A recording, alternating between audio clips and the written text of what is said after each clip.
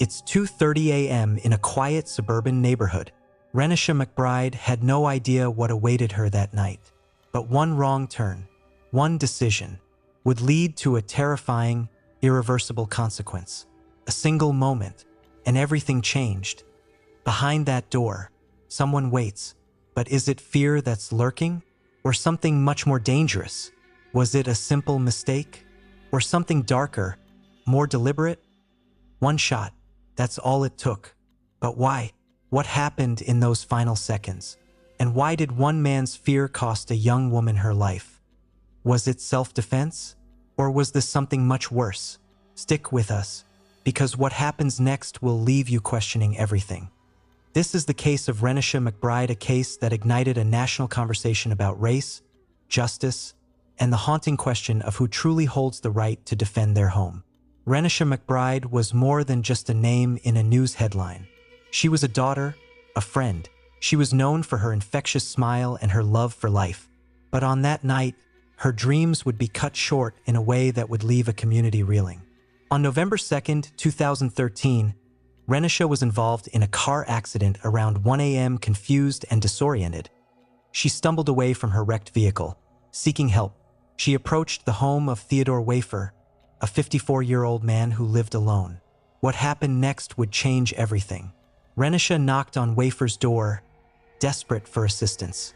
But instead of compassion, she was met with fear. Wafer, hearing the commotion outside, felt threatened. In a moment of panic, he grabbed his shotgun, believing he was defending his home.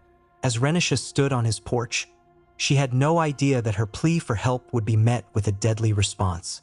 In a split second, everything changed.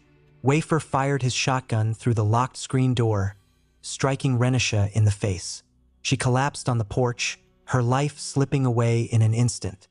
The police arrived to find a scene of chaos. Renisha was pronounced dead at the hospital, and the community was left in shock. How could this happen? A young woman seeking help had lost her life in a moment of fear and misunderstanding. As news of the shooting spread, the community reacted with outrage and sorrow. Questions arose about the circumstances surrounding Renisha's death. Was it self-defense, or was it a tragic overreaction? The investigation began, with police collecting evidence and interviewing witnesses. The media descended upon Dearborn Heights, amplifying the story and shaping public perception.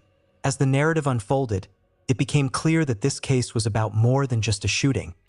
It was about race, fear, and the complexities of self-defense laws in America. The trial of Theodore Wafer began in June 2014, drawing national attention. The courtroom was a battleground of emotions, with each side presenting their case. Prosecutors argued that Wafer had acted recklessly, while the defense claimed he was merely protecting his home. Renisha's family sat in the courtroom, grappling with their grief as they listened to the details of her final moments. The trial became a reflection of the broader societal issues at play, with discussions about race and gun rights taking center stage. As the trial progressed, public outcry grew. Activists rallied for justice, demanding accountability for Renisha's death. Social media became a powerful tool for mobilization, with hashtags trending and voices rising in solidarity. This is about more than just one case. It's about the systemic issues that lead to tragedies like this. The protests highlighted the community's pain and anger, as people from all walks of life came together to demand change. On August 7, 2014, the jury delivered their verdict, guilty of second-degree murder. The courtroom erupted in mixed reactions, relief for some, heartbreak for others. The implications of the verdict were profound. It sent a message about the consequences of fear-driven actions and the need for accountability in cases of gun violence. In the aftermath, the Renisha McBride case became a catalyst for change.